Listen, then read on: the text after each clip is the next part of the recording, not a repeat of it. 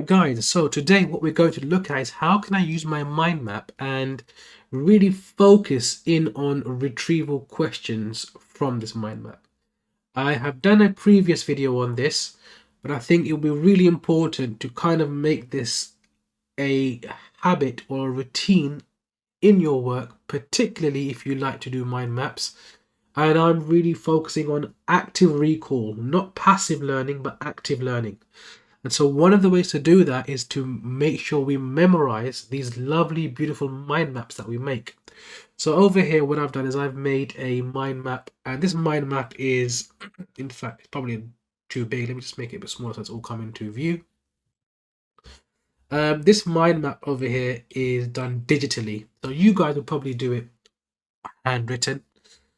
But just for kind of ease of use and to show you how I would use this, I'm going to start off with the first section of fractional distillation, which is, or the first method or the first part, which is the separation, and that requires heating. So if you look at the first branch over here, then we've got heat the crude oil, and it will then vaporize and float up the column. So these are the words that I've written down to help me kind of break down that information. So my first question could be something along the lines of, what is the first process in separating crude oil?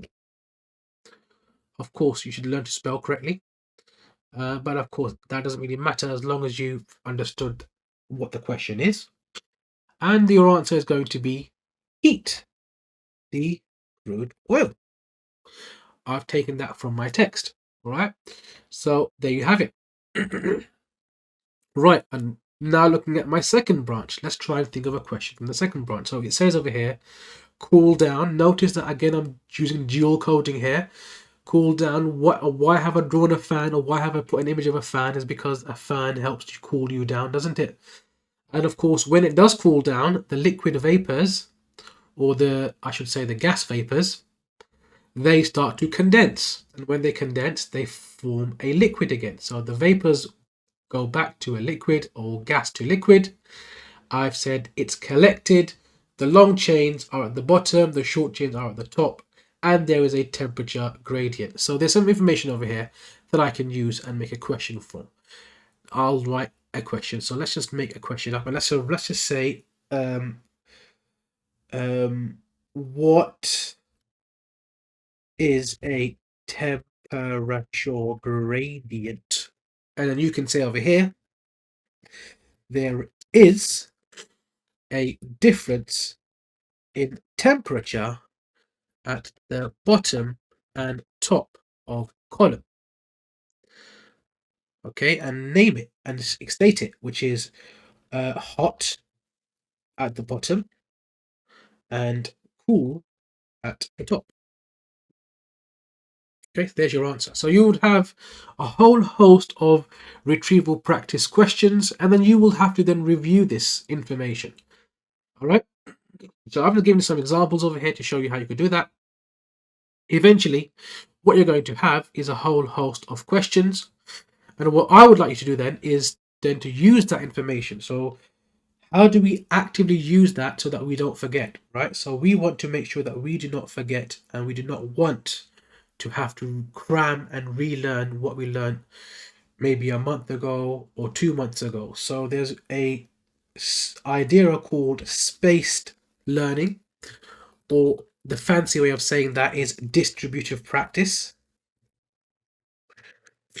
And what this looks at is, sorry, let me just get that correction, is the following.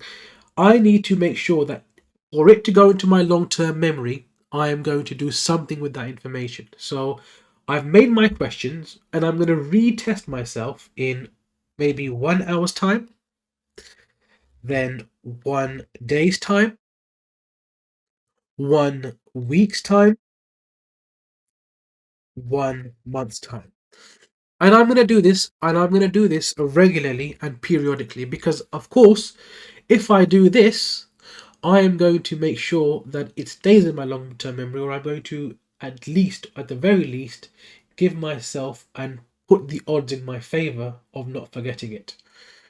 If you do not do this, what's going to happen then is you're going to come back in about 4 months' time and you're going to say, oh my God, I've forgotten this and I've got to relearn the whole thing again.